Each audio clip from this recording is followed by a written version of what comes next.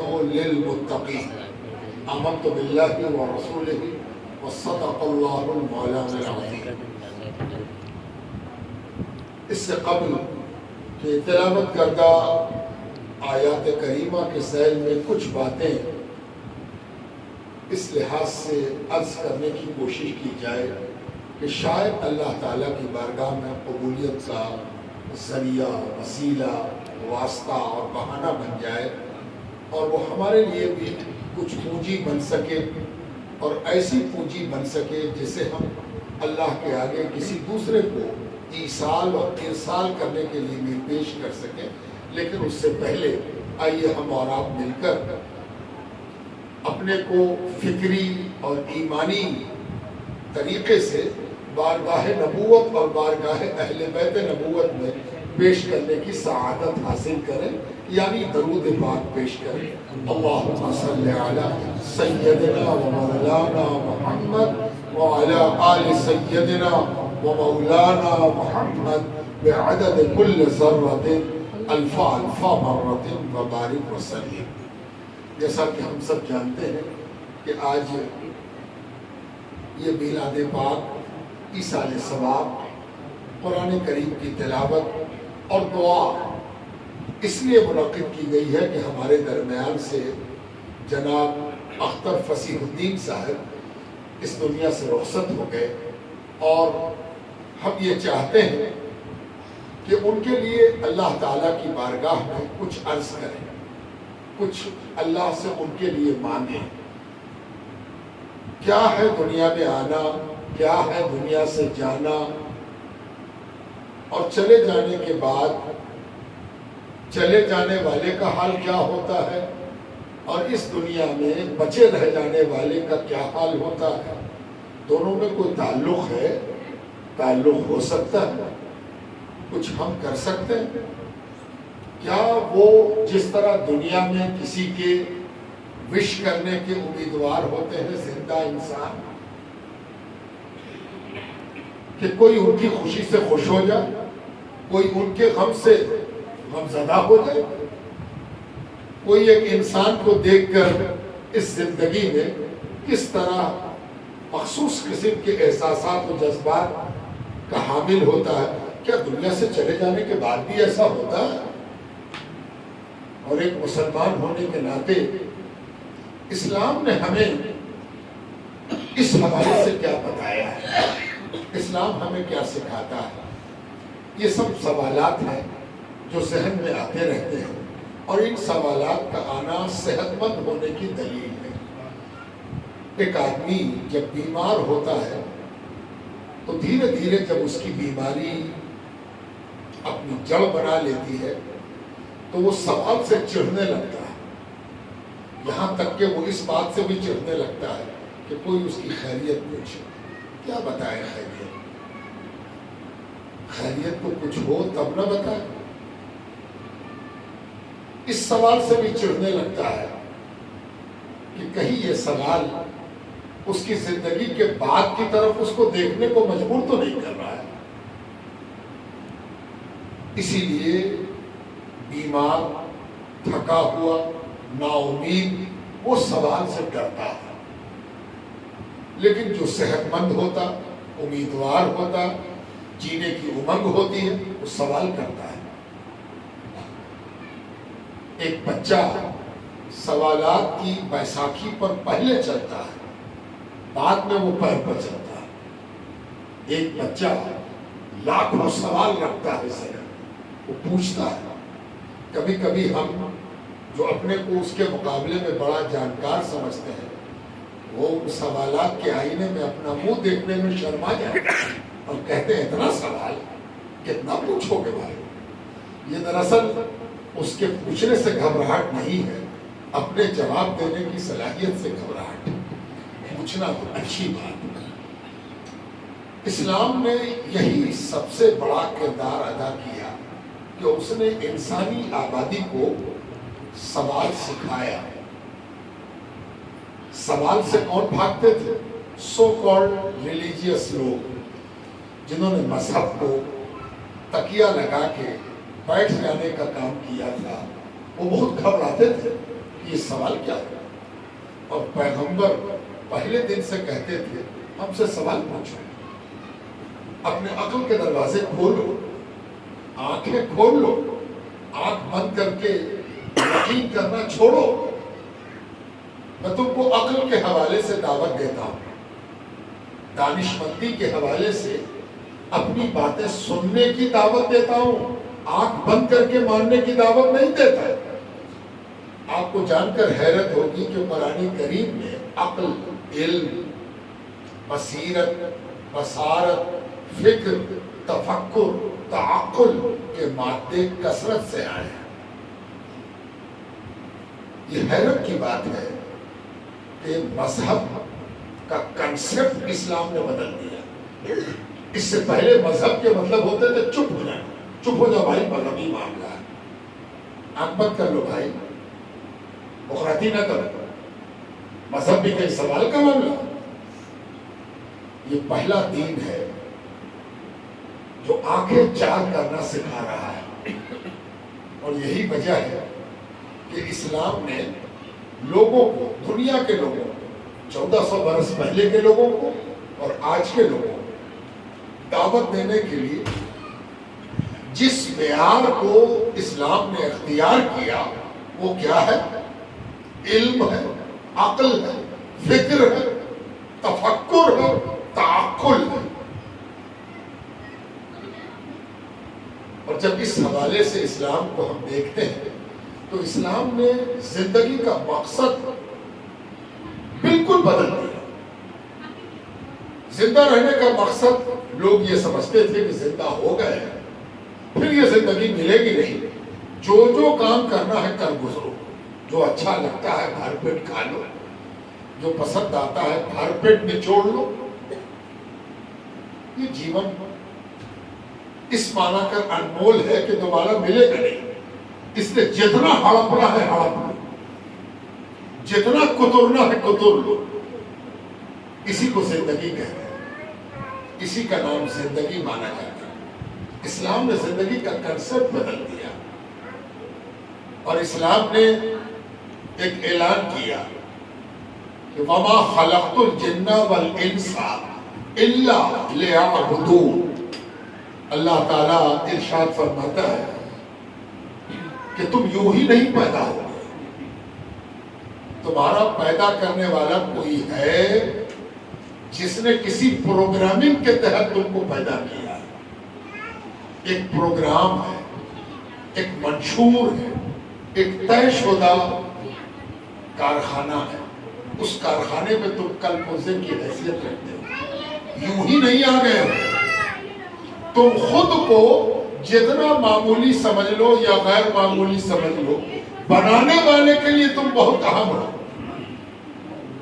اور اس اہمیت کا احساس اسلام نے اس حوالے سے دلایا۔ بڑی ریمارکیبل بات ہے، ذرا توجہ فرمائیے۔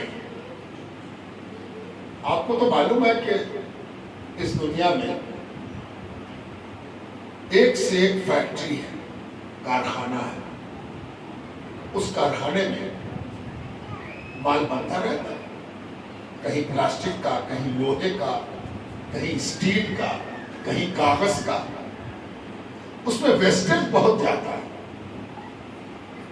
اور 10 20 50 100 پیس اگر ادھر ادھر ہو جائے تو کارخانے دار کو برا نہیں لگتا، کہ ہوتا ہے چلو ٹھیک ہے کوئی بات نہیں۔ لیکن آپ کو جان کے حیرت ہوگی کہ آپ کے بنانے والے نے آپ کو اتنی محنت سے بنایا ہے، اتنی محنت سے بنایا ہے، اتنی محنت سے بنایا ہے کہ ایک آدمی کے بھی انگوٹھے کا نشان دوسرے کے نشان سے نہیں ملتا۔ آپ غور کیجیے، ہے نا؟ آپ اپنے کو جتنا غیر رحم مان لیجیے، اس نے غیر رحم نہیں بنایا، اس نے ایسی پکی کوڈنگ کی ہے نا، چاہے جتنے بھی آپ معذور ہیں تو کیا ہوا،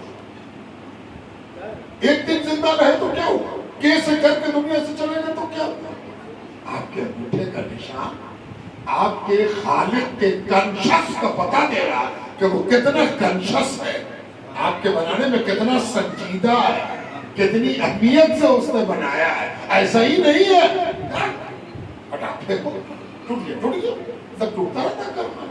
جی نہیں, اس کارخانے میں جو بنا ہے وہ سوچ سمجھ کے بنا ہے, پوری سنجیدگی سے بنا ہے, پوری متانت کے ساتھ بنا ہے, پوری ذمہ داری کے ساتھ بنا ہے. اور جب ذمہ دار ذمہ داری کے ساتھ بناتا ہے تو جو بنتا ہے اس کو بھی ذمہ داری کی امید سے بنایا جاتا ہے کہ یہ رسپانسیبل ہوگا, ذمہ دار ہوگا, جواب دہ ہوگا. اس کی جواب دہی طے ہوگی. اسلام ہے. اور آپ کو معلوم ہے کہ صرف مسلمان کے انگوٹھے کا نشان نہیں, دنیا کے ہر انسان کا انگوٹھے کا نشان کہتا ہے کہ تم کو خالق نے بڑی محنت سے بنایا ہے. اس کے مطلب ہوئے کہ اسلام پہلی بات تو یہ کہتا ہے کہ تم کوئی بھی ہو, کالے ہو, گورے ہو, ہندو ہو, مسلمان ہو, کمیونزم سے تمہارا تعلق ہو یا تم ماؤواد سے تعلق رکھتے ہو, اس سے کوئی بحث نہیں ہے. تم خالق کے کارخانے کا ریکوگنائز کر دو.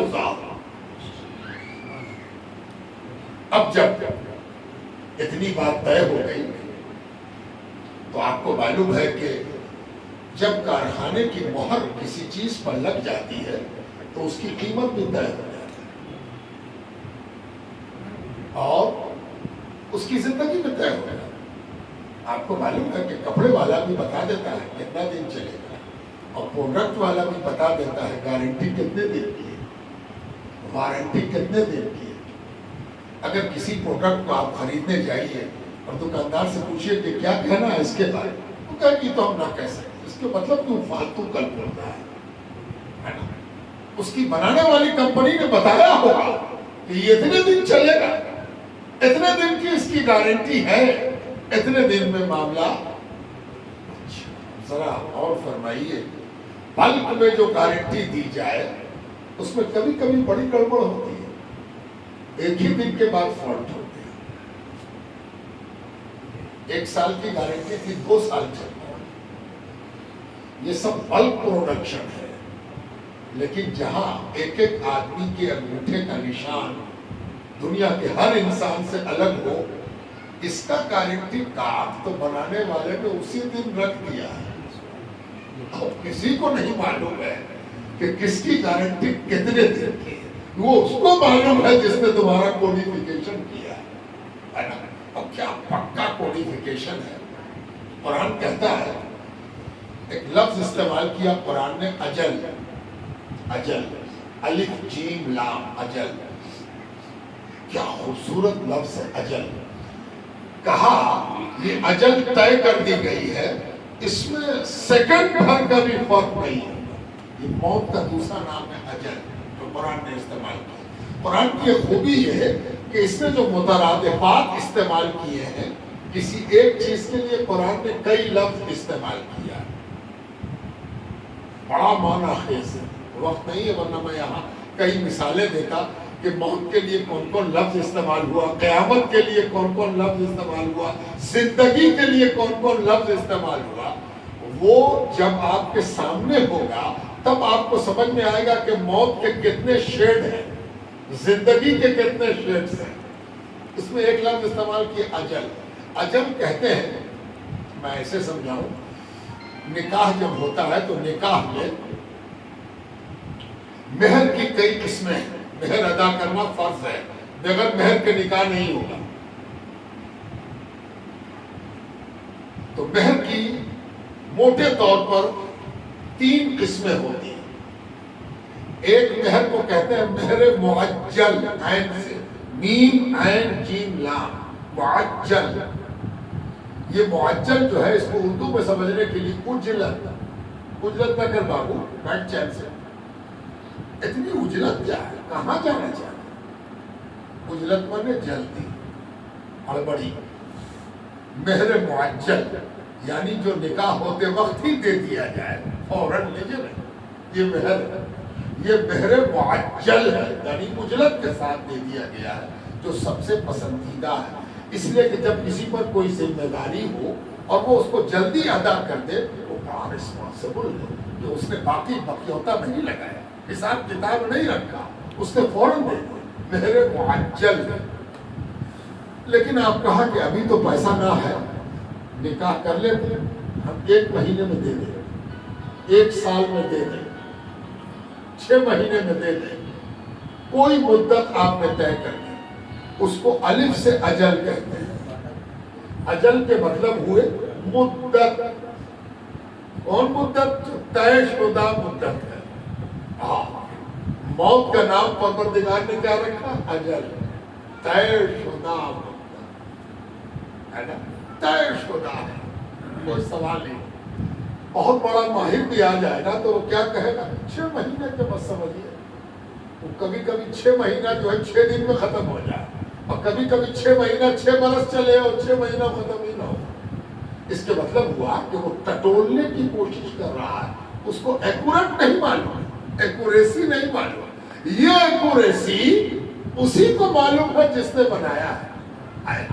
اس نے کتنی محنت کی تھی اس بات پر کہ کہیں یہ ناہنجار ہم کو بھول نہ جائے، یہ بے وفا کہیں بے وفائی نہ کرے۔ ارے اس کو تو اپنے ہی اندر غور کرنے پر ہم نہ بنا جائے، ہے نا؟ جیسے ایک موبائل ہم خریدیں تو الٹ پلٹ کے دیکھیں گے میڈ ان چائنا ہے کہ میڈ ان جاپان کہ میڈ ان انڈیا کہ میڈ ان کوریا ہے نا، الٹ پلٹ کے دیکھتے ہیں، اور کہیں پر نظر نہ آئے تو ہم لوگ کیا کہیں گے؟ ادھر بیکار ہے۔ اس کے بیکار ہونے کی پہلی دلیل یہ ہے کہ اس پر خالق کا نام نہیں ہے۔ اگر خالق کا نام نہیں ہے تو یہ بیکار سے دیکھو اس کو، یہ لگتا ہے کہ نقلی کوئی بنا دی ہے نا۔ آج کل نقلی والا بھی سیکھ گیا ہے کہ اس کو نقلی سے بچانے کے لیے اسے کنارے میں کچھ لکھ دینا ہے، ٹی وی دیکھنا ہے کہ کوئی نقلی لکھا ہوا تو نہیں ہے نا، اصلی لکھا ہوا ہم پر اور آپ پر میرے خالق و مالک نے لکھ دیا ہے کہ اس کی اجل کیا ہو۔ کسی شاعر کا مصرع یاد آتا ہے کہ اجل آمد سرے بالین عشق، حضرت عشق پٹنہ کے ایک بزرگ ہیں تو وہ کہتے ہیں ان کے بارے میں کہتے ہیں ایک شاعر کہ اجل ان کے بستر کے سرہانے اتنی آہستگی سے آئی کہ پتہ ہی نہ چل سکا۔ ٹھاٹ سے سوئے تھے، آرام سے سوئے تھے، آرام کر لیں،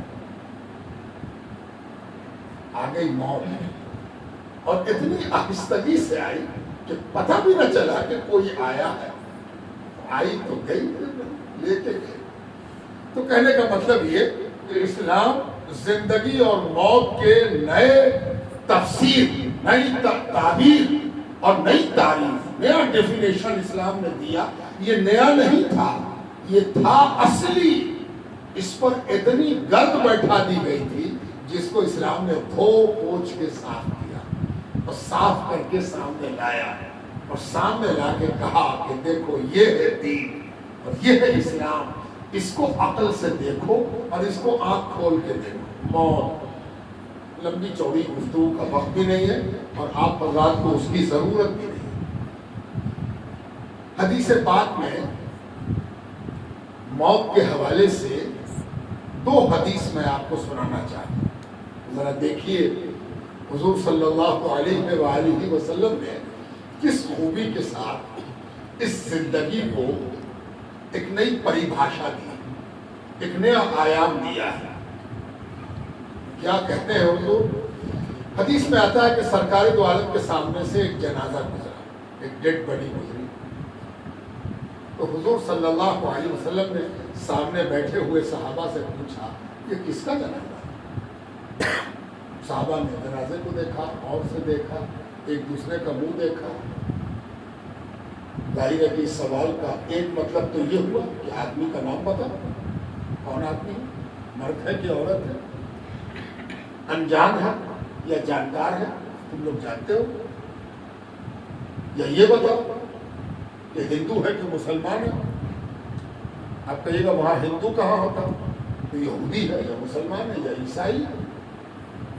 لیکن صحابہ حضور کے سوال کے مطمع نظر کو، اینگل کو پہچانتے تھے۔ اس سے پہلے کہ صحابہ جواب دیتے، حضور نے خود اپنے سوال کی وضاحت کی، اور حضور نے کہا یہ جنازہ مستریح کا ہے یا مستراحم من کا ہے؟ عربی کا لفظ ہے، ہم اس کو صاف کرتے ہیں، مستریح۔ اس پہ 3 حرف ایسا چھپا ہوا ہے جو اردو میں جا کے آپ سب کو خوب اچھی طرح معلوم ہے۔ عربی میں ذرا چھلکے کے اندر کا بادام ہے، اوپر سے چھلکا ہے، لیکن چھلکے کا گودے سے رشتہ ہوتا ہے۔ کاغذی بادام پر چینیا بادام کا چھلکا نہیں ہوتا ہے نا۔ مستری، اس میں 3 حرف چھپا ہوا ہے، رے، یہ اور بڑی ہے۔ اسی کو اردو میں ہم لوگ راحت کہتے ہیں۔ وہ کیا ہے؟ راحت۔ یہ جو جنازہ ہے یہ جا رہا ہے تو راحت کی طرف جا رہا ہے، خود راحت پا گیا ہے، اس کو راحت، آرام، چین مل گیا ہے، یہ راحت پا گیا، راحت پا کے جا رہا ہے، یا یہ تو جا رہا ہے اس کے جانے سے لوگ راحت پا گئے۔ کیا بات! حضور صلی اللہ علیہ وسلم نے کہا یہ جنازہ راحت پایا ہوا ہے یا راحت دے کے جا رہا ہے۔ اب ذرا اس کا فرق بھی سمجھ لیجیے۔ جب کوئی خود راحت پاتا ہے تو دنیا بے چین ہو جاتی ہے۔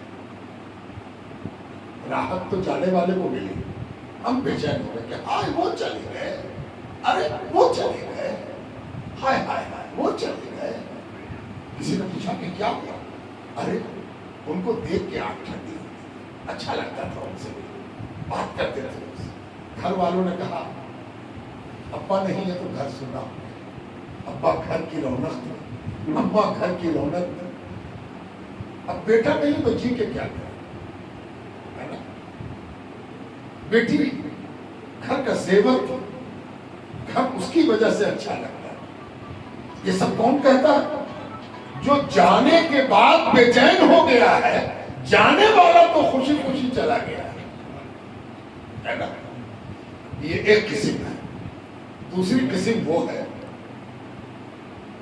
کہ جب جانے والا گیا تو پورا محلہ خوش ہو گیا، جس کو معلوم ہے وہ چلا گیا، اچھا چلا گیا، ارے باپ رب پاپ بچائے ہوئے تھے، پرسوں اس کی چھت پر کود گیا، پرسوں اس کے الٹ گیا، ارے جان تو ایک ہفتہ پہلے تو ہم کو پکڑ دیا، بڑی بڑی مشکل سے جان چھوڑا، اچھا وہ چلے۔ دیکھا آپ نے، کوئی گیا تو سب کو راحت مل گئی۔ حضور نے پوچھا یہ جنازہ کس کا ہے؟ جانے والے نے راحت پائی ہے یا جانے والے نے راحت دی ہے؟ صحابہ ڈر کے مارے، اللہ اکبر۔ حضور کے آگے گم سم، یا رسول اللہ آپ بتائیے۔ فرمایا ہاں، جانے والے 2 طرح کے ہوتے ہیں۔ اس جملے میں کتنی معنویت ہے، یہ کسی کا قصہ نہیں ہے،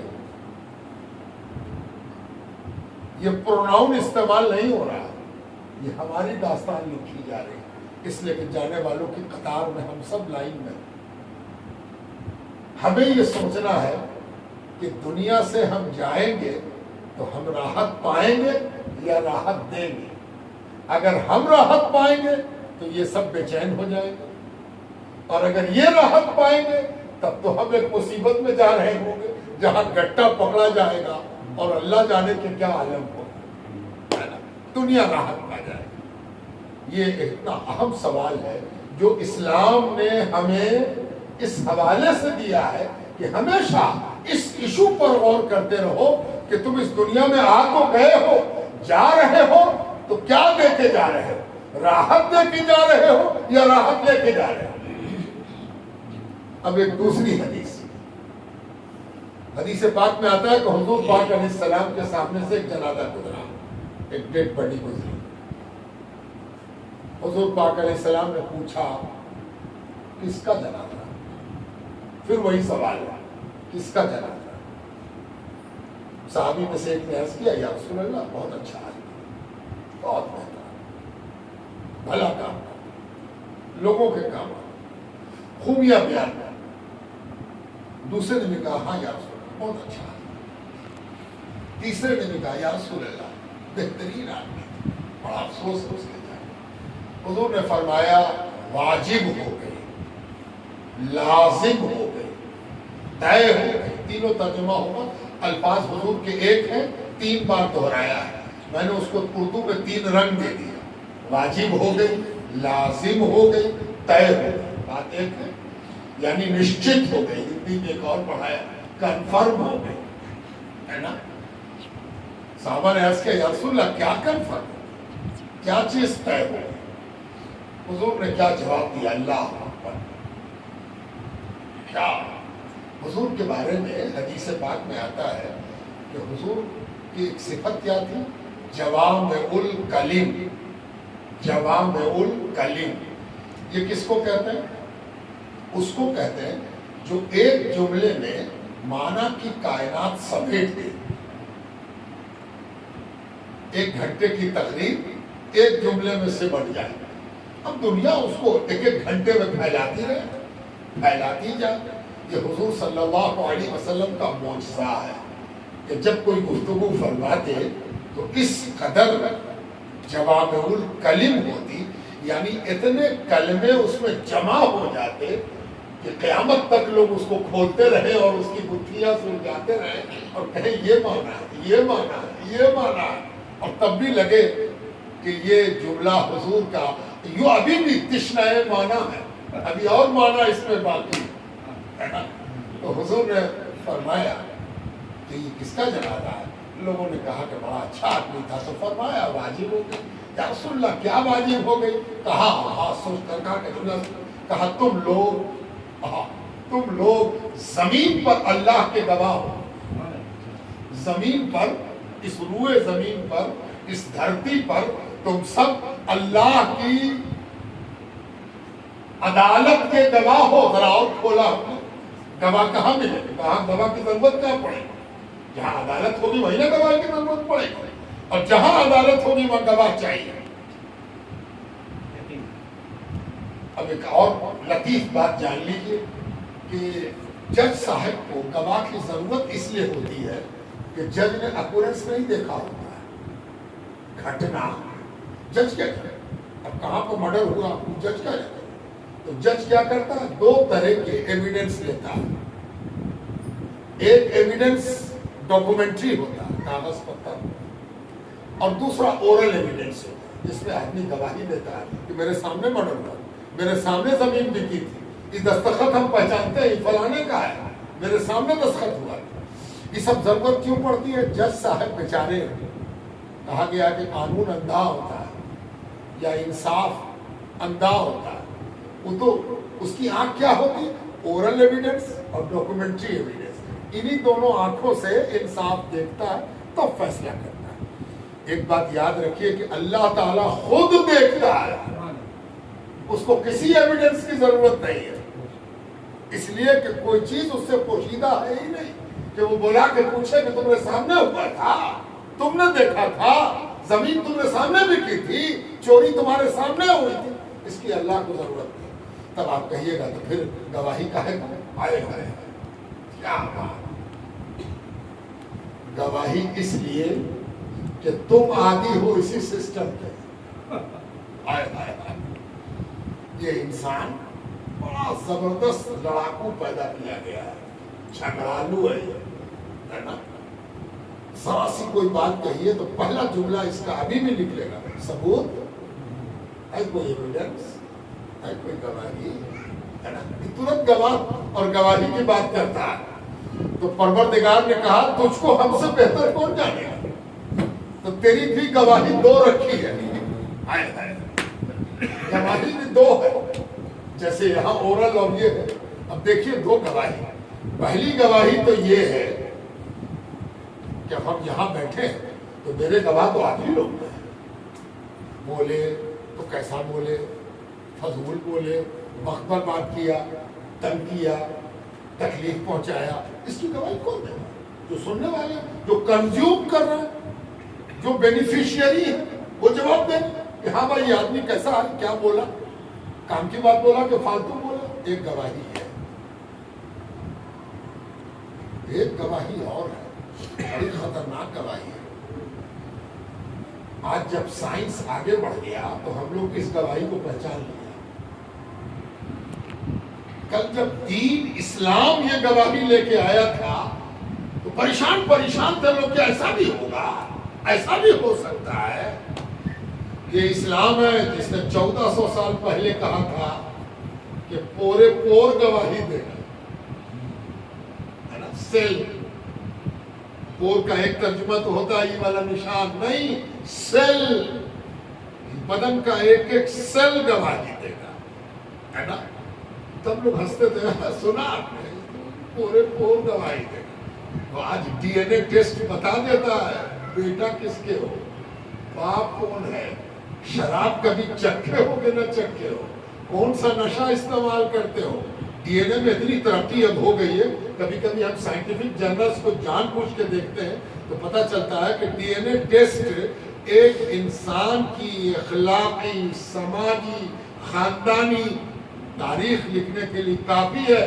کوئی ضرورت نہیں کہ کوئی اور چیز, ایک ڈی این اے ٹیسٹ ہوگا اور پتہ چل جائے گا کہ بیٹا کس کا ہے, باپ کون ہے, ماں کون ہے, اس کے جین میں کیا کیا ہے, کون سی چیز اس نے کھائی ہے, کون سی چیز نہیں کھائی. 1000 بار کوئی انکار کرے کہ ہم فلانا نشہ نہیں کیا, ڈی این اے رپورٹ بتا دے گی کہ کب کھایا.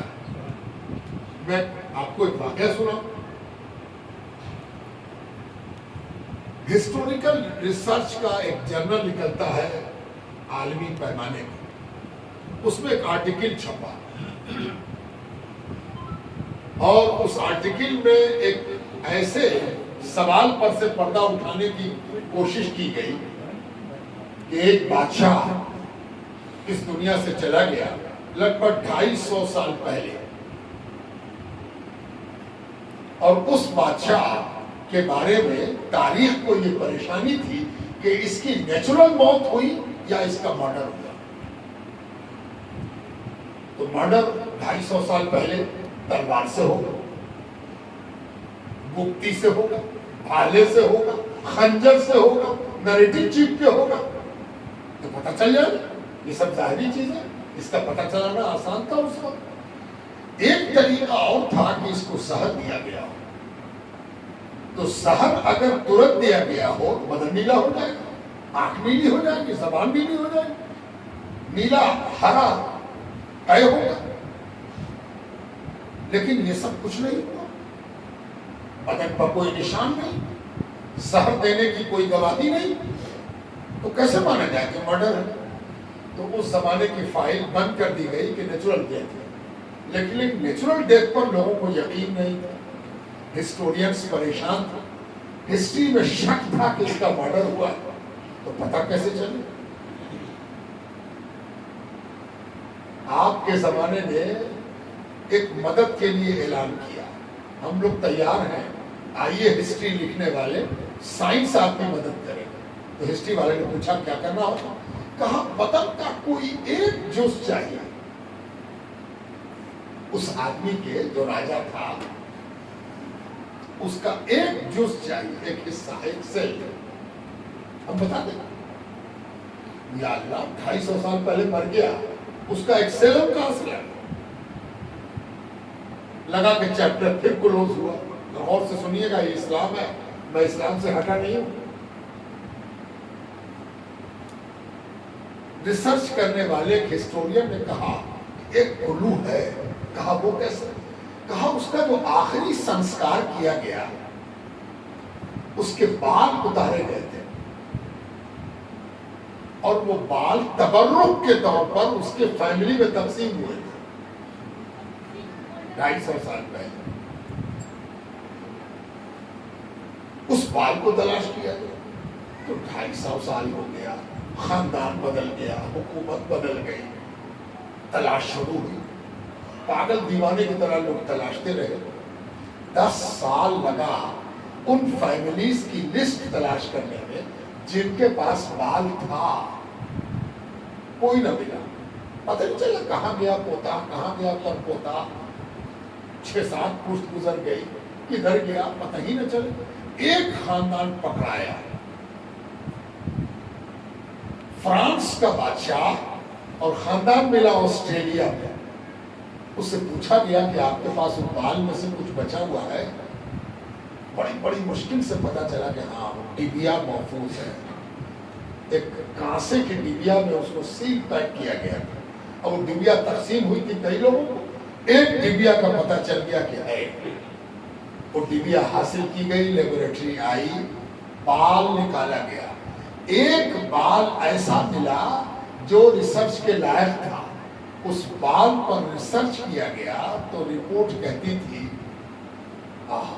اب دیکھیے ہسٹری اور سائنس کا رشتہ کیسے بنتا ہے۔ ہسٹری میں ایک شبہ تھا کہ اس کا جو رسوئیا تھا باورچی، اس نے مرڈر کیا تھا، ایسی ایک بھنک ملی تھی لیکن ثبوت نہیں ملتا۔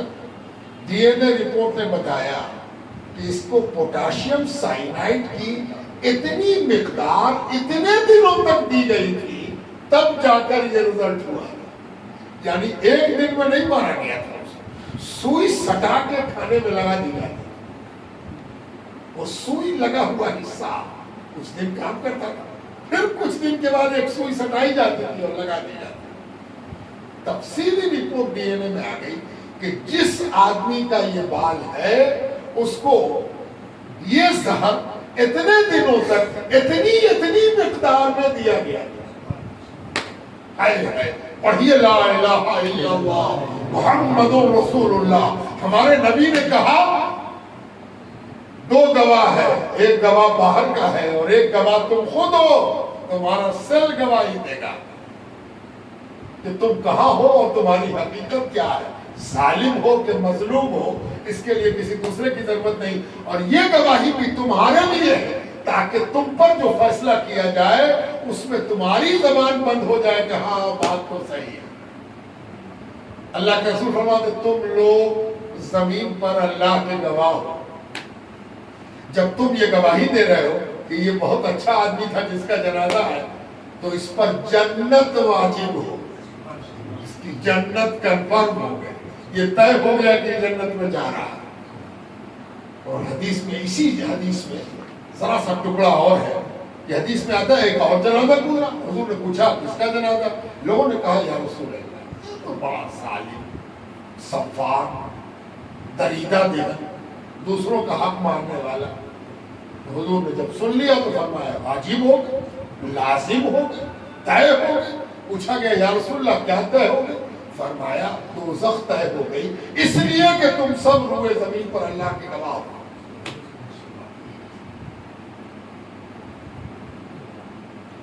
یعنی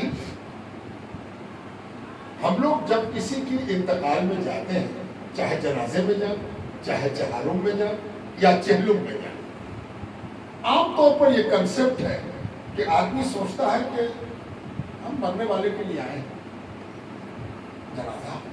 جنازے کی نماز، جنازے میں آئے ہیں، فلاں صاحب کا انتقال، سارا فوکس کس پر ہوتا ہے؟ مرنے والے۔ میری کیا ڈیوٹی ہے؟ یا تو ہم کہیں گے سوشل ڈیوٹی ہے، بھائی سماج کا معاملہ ہے، سماج میں رہتے آ گیا، یا بہت زیادہ ہم مذہبی بنے تو کہے بھائی جنازہ پڑھنا فرض ہے، لیکن روح تک نہیں پہنچا، آتما تک نہیں پہنچا۔ آتما کیا ہے؟ روح کیا ہے؟ روح یہ نہیں ہے کہ تم اس کے لیے آئے۔ حدیث میں جو دعا سکھائی گئی جو ہم سب پڑھتے ہیں، اس دعا کو قاعدے سے پڑھا جائے تب روح سمجھ میں آئے۔ جنازے کی دعا کے پہلے لفظ پر غور کیجئے، اللہم اغفر لحینا۔ آئے تھے میت کے لیے، وہ کہہ رہے کہ ہم زندوں کو معاف کر۔ پہلا جملہ کیا؟ اے اللہ ہم زندوں کو بخش۔ کیا کنسپٹ! اسلام کس چیز کا نام ہے؟ اسلام اس کرامتی کا نام ہے جس نے سارے پرانے فرسودہ، خود ساختہ، کنکٹڈ، مینوپولیٹڈ تتھوں کو کنارے کو ہٹاؤ، تم فالتو بات، تم آئے ہو احسان کرنے اور تم اپنے اوپر احسان کرنے آئے ہو۔ یہ جو چلا گیا اس بہانے تم کو موقع ملا ہے اللہ سے اپنے لیے معافی مانگنے کا، اور اسی لیے فرض قرار دیا گیا ہے کہ اللہ جانتا ہے کہ تم سمجھو یا نہ سمجھو، اللہ تعالیٰ نے یہ طے کر دیا ہے کہ اگر تم کو مغفرت نہ ملی کسی کام کے نہ رہو گے، چاہے تم کوئی ہو، سید ہو کہ شیخ ہو کہ پٹھان ہو، مولوی ہو کہ جاہل ہو، مغفرت ضروری ہے۔ اب مغفرت اتنی ضروری ہے کہ قرآن کریم میں جتنے انبیاء کی دعا ہے یہ سب میں لفظ مغفرت موجود ہے۔ حضرت آدم کی دعا ربنا ظلمنا انفسنا وان لم تغفر لنا، ان لم تغفر لنا، اے اللہ اگر تو نے مغفرت نہ کی اور ترحمنا اور رحم نہ کیا لنکونن من الخاسرین۔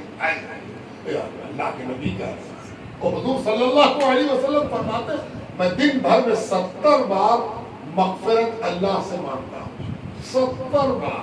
حضور پاک علیہ السلام ہے نا بخشے بخشائے، جن کے سر پر تاج شفاعت جگمگا رہا، جن کے کمر میں اللہ تعالیٰ نے شفیع المذنبین کا پٹا باندھ دیا کہ تم شفیع ہو، تم شفاعت کراؤ، اب وہ اللہ سے مغفرت مانگے۔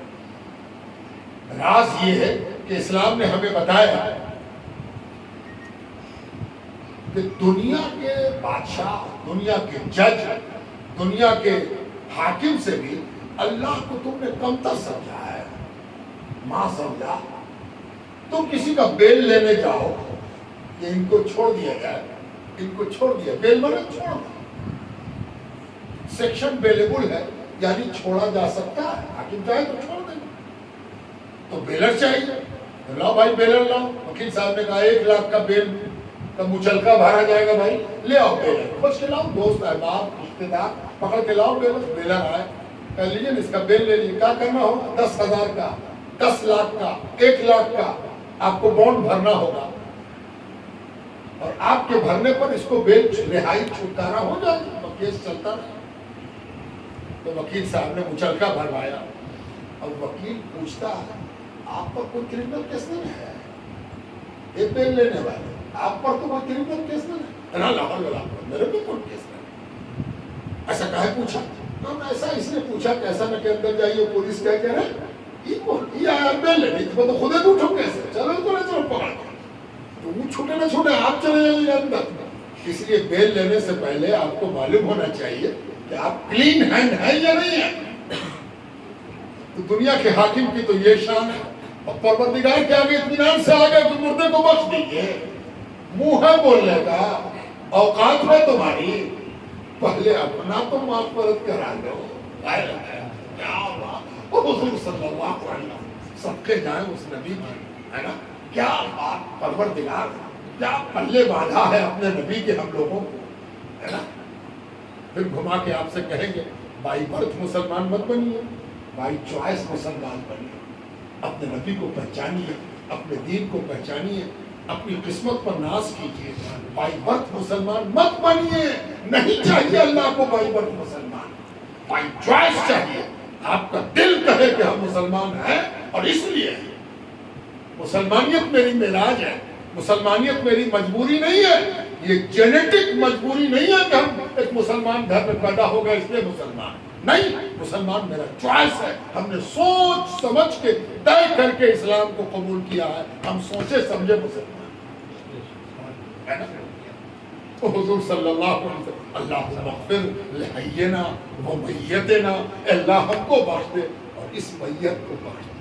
پہلے ہم یہ کہا کہ ہم کو بخش دے، تب یہ ظاہر پیدا ہوا کہ اللہ سے کہیں گے ہاں اس کو بھی بخش دے، پروردگار ان کو بھی بخش دے، اختر فصیح الدین کو بھی بخش دے، پہلے شمیم الدین کو بخش دے، تاکہ تیرے آگے منہ کھولنے کی اوقات ہے نا۔ تو بزرگوں، دوستوں اور عزیزوں، یہ اسلام ہے اور یہ اسلام کا فلسفہ ہے، اور اسی فلسفے کے تحت ہم لوگ حاضر ہیں۔ یہ جو طریقہ کار ہے کہ جہالم میں چہلم میں لوگ جمع ہو گئے، قرآن پڑھا گیا، گفتگو ہوئی، دعا ہوئی، یہ سب حدیث سے ثابت۔ اور ایک چیز اور یاد رکھیے، مسلمانوں میں 99% اختلاف انٹرپریٹیشن کا ہے، کسی چیز کو آپ کیسے انٹرپریٹ کرتے ہیں، انٹرپریٹیشن میں اختلاف ہوتا ہے۔ یہ کہنا کہ یہ سب نئی چیز ہے، یہ ایک انٹرپریٹیشن ہے۔ دوسرا انٹرپریٹیشن یہ ہے کہ حضور جب کسی حادثے کی خبر سنتے تو وہاں جاتے تعزیت کے لیے، آپ بھی جاتے، اور حضور جب کسی کے یہاں تعزیت کے لیے جاتے تو کچھ نصیحت بھی کرتے، کچھ ہدایت بھی دیتے، کچھ سکھاتے بھی، ایسا کرو ایسا مت کرو، یہ کرو یہ نہ کرو۔ اور حضور صلی اللہ علیہ وسلم دعا فرماتے، انٹرپریٹیشن یہ کہتا ہے کہ یہ جتنی کچھ کی گئی یہ سب نصیحت تھی، اب کی جائے گی وہ دعا ہے۔ تو اس انٹرپریٹیشن سے یہ چیز حضور کی نقل ہے، حضور کا طریقہ ہے، حضور کا انداز ہے، اس میں کوئی فرق نہیں۔ دوسرا انٹرپریٹیشن یہ ہے کہ ایسا کبھی ہوا ہی نہیں، یہ سب انٹرپریٹیشن کا اختلاف ہے۔ آپ ان اختلافات کو دور تک مت کھینچیے۔ یہ امت کا وہ عمل ہے جس عمل سے امت کو سینکڑوں برس سے فائدہ ہو رہا ہے۔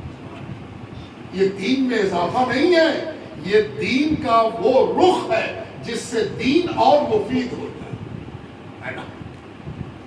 اس لیے اپنے بزرگوں کے بارے میں آپ نگیٹو مت بنیے کہ بزرگوں نے یہ سب چیز پیدا کر دی، میرے باپ دادا کیا یہ سب کرتے تھے، یہ سب بدعت ہے۔ جو لوگ بدعت کی بات کہتے ہیں وہ ٹھنڈے دل سے کبھی غور نہیں کرتے ہیں کہ ان کے بدعت کہنے کے نتیجے میں کیا کیا بدعت ہو جائے۔ اب مائک ہاتھ میں لے کے ہم بدعت پر تقریر کریں تو جب آپ غور کیجئے گا کہ یا اللہ یہ ہاتھ میں بدعت لے کے بدعت کے خلاف ہو جائے۔ اردو زبان میں ہم گفتگو کریں اور کہیں کہ بدعت بڑی بری چیز ہے تو کوئی پوچھ دے کہ حضور نے کبھی اردو بولی تھی، حضور کی کوئی تقریر اردو میں ہوئی تھی، صحابہ اردو سمجھتے تھے؟ ہے بولنے والا بولے چلا جا رہا، مقصد صرف اپنے نفس کو خوش کرنا ہے، تب تو کوئی بات نہیں۔ پتہ نہیں کتنی چیزیں ہیں جو صحابہ نے ایجاد کی حضور کے بعد۔ میں ایک مثال دے دوں، سیدہ فاطمہ زہرا، یہ بھی کام کی باتیں ہیں، زندگی میں آدمی سیکھ لے تو بڑی اچھی بات۔ سیدہ فاطمہ زہرا ایک روز اپنی ایک سہیلی سے بات کر رہی ہیں حضور کے دنیا سے رخصت ہونے کے بعد، کہتی ہیں تم نے خواتین کا جنازہ دیکھا ہے؟ سیدہ فاطمہ زہرا اپنی سہیلی سے کہہ رہی حضور کے رخصت ہونے کے بعد۔ آپ کو معلوم ہے کہ حضور اور سیدہ فاطمہ زہرا کے بیچ صرف 6 مہینے کی مدت ہے۔ ربیع الاول میں حضور رخصت ہوئے، ربیع الاخر، جمادی الاولیٰ، جمادی الاخر، اور اس کے بعد رجب، شعبان اور رمضان، 3 رمضان کو سیدہ فاطمہ زہرا کا وصال ہوا۔ 6 مہینے کے درمیان کی یہ بات ہے۔ اپنی سخی سے کہتی تم نے عورتوں کا جنازہ دیکھا ہے؟ تو انہوں نے کہا مطلب؟ تو سیدہ فاطمہ زہرا کہتی ہیں کہ جنازے کے اوپر ایک چادر ڈال دی جاتی ہے اور جنازہ لے کے جب مرد باہر جاتے ہیں تو جسم پر چادر پڑی ہوتی ہے اچھا نہیں لگتا ہے۔ جسم کا اندازہ چادر کے اوپر سے بھی ہوتا ہے کہ لمبی ہے کہ ناٹی ہے، بدن ہے یا کمزور ہے، اچھا نہیں لگتا، ہے نا؟ سیدہ فاطمہ دیکھیے کیا بڑے لوگ کیا سوچا کرتے ہیں، اللہ اکبر۔ تو ان کی سہیلی کہتی ہے کہ میں ایک بار یمن گئی تھی تو میں نے ایک چیز دیکھا تھا۔ سیدہ فاطمہ زہرا کہتی بولو کیا دیکھا تھا؟ کہا ہم نے دیکھا تھا کہ اوپر سے ایک پردہ اونچا کر کے لگایا گیا تھا جس کی وجہ سے جنازے کی حیت اس کے اندر چھپ گئی، اونچا سا ایک لگا تھا۔ تو سیدہ حدیث سنا رہا ہوں، سیدہ فاطمہ زہرا کہتی ہیں کھجور کی ڈال کو وہ چونکہ لچیلی ہوتی ہے اس کو ایسے کر کے اگر جنازے پر لگا دیا جائے اور اس کے اوپر سے چادر ڈالی جائے تو بدن ظاہر نہیں ہوتا۔ ہاں ذرا غور کیجیے گا، اب بدعت کے حوالے سے میں سنا رہا ہوں آپ کو۔ تو سیدہ فاطمہ زہرا کہتی ہے یہ میری سہیلی تم کو وصیت کرتی ہوں کہ میرے جنازے پر پہلی بار کھجور کے تنے کو، پتے کا جو بیچ کا حصہ ہوتا ہے ہڈی نما، اس کو ایسے موڑ کے پھنسا دیا جائے اور اس کے اوپر سے چادر ڈالی جائے تاکہ نبی کی اولاد کا جسم بھی پردے ہو۔ آج کا کوئی آدمی تو کہتا کہ بدعت ہے، حضور کے زمانے میں نہ ہوا، ابھی نئے کام ہم اوپر سے ایسے کیوں لگا؟ حضور کے زمانے میں چادر ڈالی جاتی تھی، ہے نا؟ مقصد پیش نظر رکھو. جب مقصد پیش نظر رکھو گے تو زیادہ بکراتی نہ کرو. تم نے مقصد دیکھ کے پتہ نہیں کتنی تبدیلی لائی ہے. کون کون آٹا بغیر چالے کھا رہا ہے؟ شہر کا آدمی. حضور کے وقت میں چلنی نہیں ہوتی تھی، آٹا کوئی نہیں چالتا تھا، سب لوگ چالا ہوا آٹا کھا رہے ہیں. پیارے بیٹے کو ایک دن بغیر آٹا چالے کھلا کے دیکھیے، اگر وہ راضی ہو جائے تو خود بھی کھائیے، ہے نا؟ اس لیے ہر چیز کو بدعت کہہ دینا یہ ذرا زیادتی ہے اور زیادہ زبان چلانا ہے. سنجیدگی سے غور کیا جائے گا تو سب بات سمجھ میں آ جائے گی. قرآن کا ترجمہ اردو میں، انگریزی میں، فارسی میں، ہندی میں، سنسکرت میں، قرآن کی تفسیر، یہ سب کیا ہے؟ یہ سب ضرورت ہے، ایسنشیلٹی ہے، تب کیا گیا ہے. حضور کے وقت میں کسی چیز کا نہ ہونا صرف اس بات کی دلیل نہیں ہے کہ وہ کام غلط ہے. حضرت عمر 5 سال حکومت کر چکے، یعنی حضور کے بعد 7.5 سال گزر گیا. تب یہ بات اٹھی کہ کیا ہمارا کیلنڈر نہیں ہونا چاہیے؟ ہم عیسائی کیلنڈر اور پارسی کیلنڈر سے کام چلاتے ہیں، اسلام کا اپنا کیلنڈر ہونا چاہیے. ایک صحابی بھی اس وقت یہ نہ بولے کہ حضور نے کیلنڈر نہ بنایا، تم لوگ کون ہوتے ہو کیلنڈر بنانے والے؟ ایک سوال اٹھتا ہے کہ حضور کے زمانے میں تو کیلنڈر نہیں تھا، ہجری کیلنڈر.